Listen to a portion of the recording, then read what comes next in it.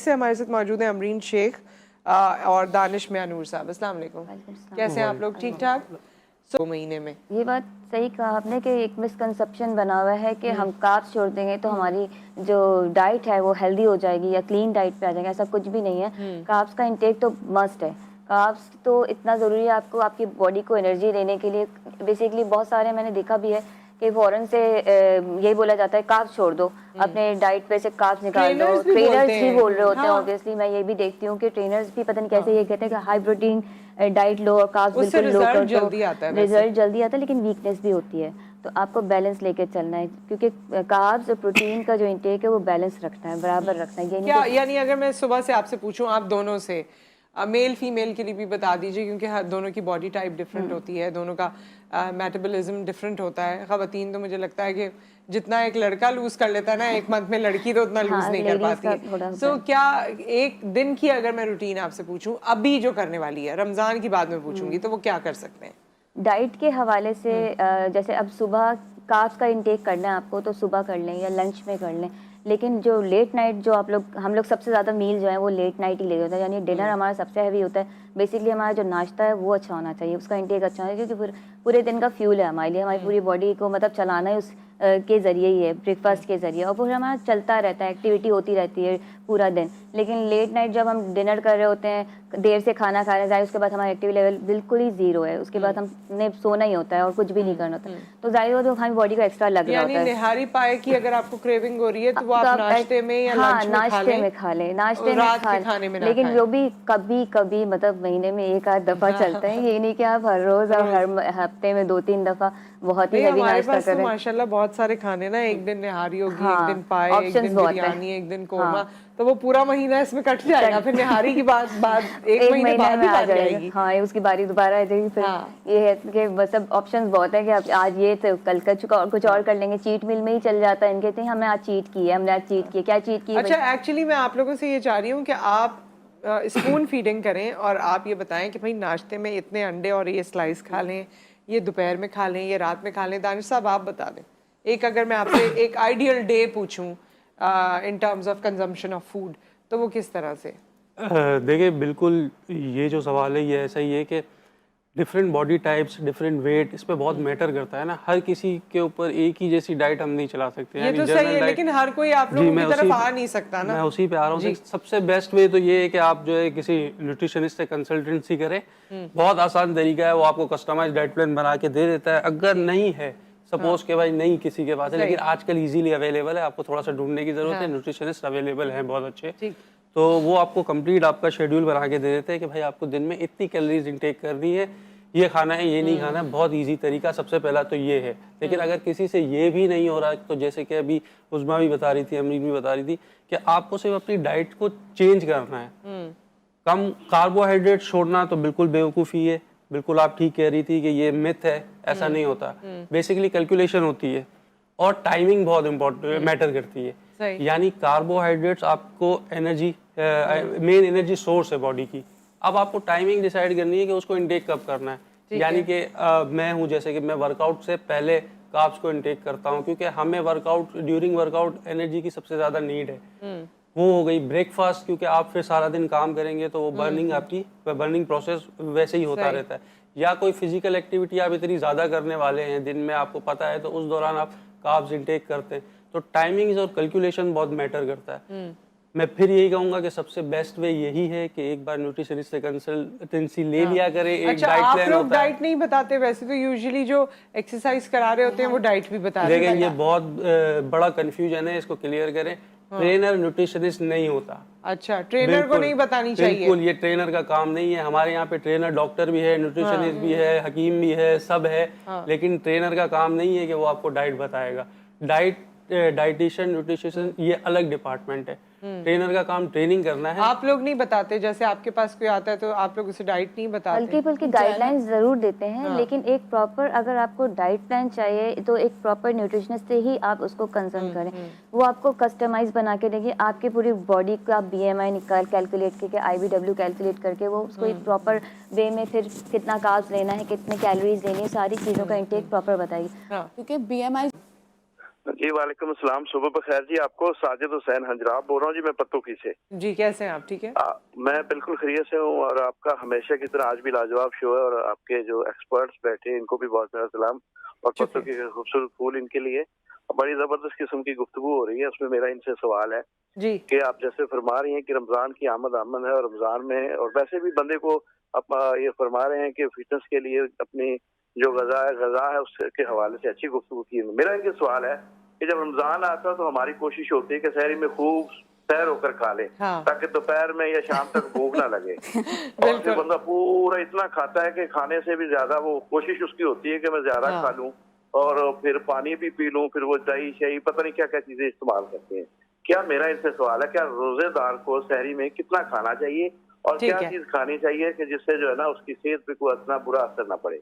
ठीक है वैसे जी। भी रोजे रखने से बुरा असर तो नहीं पड़ता, लेकिन ये है कि हम लोग अपनी अपनी जिसामत से ज्यादा बिल्कुल फिर वो सही बात कोशिश होती है ना नहीं, कि और वो रोजे रखने का इसमें भी जरा मकसद है ना, अल्लाह ताला ने ये महीना किसी मकसद के तौर पे, इबादत तो अपनी जगह है लेकिन उसके फवाइद भी हैं, तो वो जी, फवाइद हम फवाइद हासिल तो नहीं करते। ठुकराए नहीं जा सकते, लेकिन हम शहरी में ऐसी क्या चीजें खाएं सहरी में और सैर होकर इफ्तारी में खाते ऐसी हैं। कौन सी चीजें खाएं वो इस पे जरा जरूर बताएं। ठीक है और ठीक है मस्ती प्रेस क्लब सराय बोगल की तरफ से इन सबको बहुत सारा जी, सलाम। बहुत बहुत शुक्रिया साजिद साहब। और वैसे मैंने एक जगह देखा या पढ़ा बल्कि कि वो लिखा था कि मुसलमानों के लिए लोग ये समझते हैं कि अच्छा जिसमें बहुत ज्यादा खाते हैं वो महीना है ना रमजान। जी तो कंटिन्यू कीजिए, इनका जवाब आप दीजिएगा साजिद साहब का आफ्टर दिस। जी कॉलर ने सवाल किया था, आप उसका जवाब दे दें साजिद साहब ने। जी साजिद साहब सही कह रहे थे कि रमज़ान को बेसिकली हमने जो है फूड फेस्टिवल ही बना लिया है। बिल्कुल सही बात है। और सहरी में हमारी कोशिश ये होती है कि हम इतना खा लें कि वो अफ्तारी तक चले, बिल्कुल भूख ना लगे, बिल्कुल कहीं कमजोरी ना हो। बिल्कुल, लेकिन ऐसा नहीं होता। आप जितना भी खा ले भूख तो आपको लगेगी, क्योंकि सब्र का ये बेसिकली तो इसका सब्र का ही और मकसद क्या है। ज्यादा खाने से ज्यादा भूख लगती है आई थिंक। नहीं, लेकिन आप जैसे कि पानी का इंटेक इतना कर लेते हैं, पेट फुला लेते हैं, भाई पानी आपके पेट में ठीक है वो चला गया, लेकिन प्यास तो आपको लगेगी। आप जितना भी पानी यहाँ स्टोर कर लो, आप कोई केमिकल तो नहीं है कि वो शाम तक उसको संभालेंगे। तो ऐसा ना करें, ख्याल करें, क्योंकि रमजान में आप देखेंगे कि फर्स्ट वीक में ज़्यादातर लोगों के स्टमक डिस्टर्ब हो जाते हैं। वो इसीलिए कि अफ्तारी आखिरी समझ के खा रहे होते हैं। सहरी में ये कोशिश होती है अफ्तार तक चले खाना, तो ऐसा नहीं होने वाला। अपने ऊपर रहम करें और जो इस मंथ का मकसद है उसी को फॉलो करें। यानी आप ये कहते हैं कि आप खुद क्या करते हैं सहरी में, ये बताएं। मैं सहरी में एक रोटी लेता हूँ, ठीक है, एग वाइट्स का ऑमलेट ले लेता हूँ और थोड़ी सी दही ले लेता हूँ। अच्छा, ये आपकी सहरी ये सहरी है और ये सही है। हाँ ये सही है, बाकी एक रोटी है और अब मैंने निहारी भी खानी है, तंदूर की रोटियां भी खानी है, फिर उस पे पराठे। लस्सी, पराठे, पता नहीं क्या क्या। हाँ तो ऐसे नहीं चलेगा। फिर यही जो अभी और हम बात इफ्तार कर में रहे फिर थे, आप क्या खाते हैं? ब्रेक भी लेंगे हम आगे। इफ्तार में आप लोगों से इसलिए पूछ रही हूँ क्योंकि आप फिटनेस ट्रेनर हैं, जो आप करते हैं वो बताएं। जी सेम अफ्तार में भी मैं जो है ब्राउन ब्रेड और एग वाइट्स का ऑमलेट। अच्छा, तो वो जो पकौड़े समोसे आपके घर में नहीं बनते? नहीं, वो पकोड़े समोसे बिल्कुल वो घर में है फड्डा वालदा से कि एक मंथ है और इस पे खा लो, वो आज तक डिबेट चलती है। लेकिन बिल्कुल यही चीजें तो है जिनसे बचना है, जो अभी अच्छा, हम बात तो कर रहे जहाँ सारे फैमिली जो है पकौड़े समोसे लेके बैठती है, वहाँ आप ब्राउन ब्रेड लेके बैठते हैं? हैं। बिल्कुल ऐसा ही है। अगर इवन के दावतें भी होती है तो मैं जो है वो अपना अफ्तारी अलग से करता हूँ। ब्राउन ब्रेड के साथ आप क्या एग खाते हैं? वाइट्स का ऑमलेट खाता हूँ उस वक्त भी यही खाते हैं? जी। हम और अमरीन, अब आपसे रिक्वेस्ट करेंगे कि आप पोजीशन संभालिए और आप हमें क्या बताने जा रही हैं?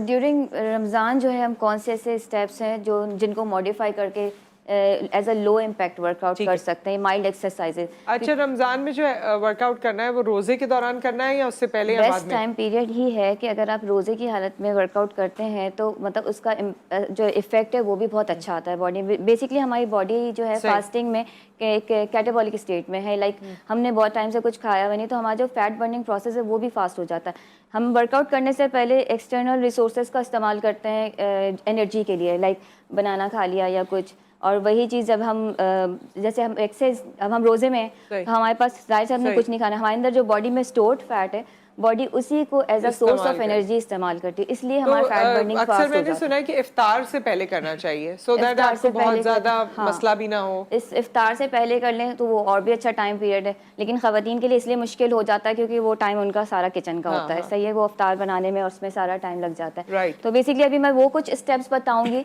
जो आप हाई टू लो इम्पैक्ट कैसे लेके जा सकते हैं, जो हम नॉर्मल रूटीन में हाई इंटेंसिटी के तौर पर कर रहे हैं और उसको हम एज अ मतलब लो इम्पैक्ट कैसे लेके लेके जाएंगे, उसको किस तरह से मॉडिफाई करेंगे, घर पे भी इजीली ठीक कर है, सकते हैं। ठीक है, ठीक ठीक है, है, तो फर्स्ट जो हमारा स्टेप है वो है हमारा जंपिंग जैक्स, जो हम नॉर्मल रूटीन में फास्ट जैक्स करते हैं इस तरह से ओपन क्लोज। ये हमारा हाई इंटेंसिटी है, नहीं हो सकता, जाहिर है रोजे की हालत में इतना उछल कूद पॉसिबल नहीं होता। इसको हम इस तरह से मॉडिफाई करेंगे, step in and step out.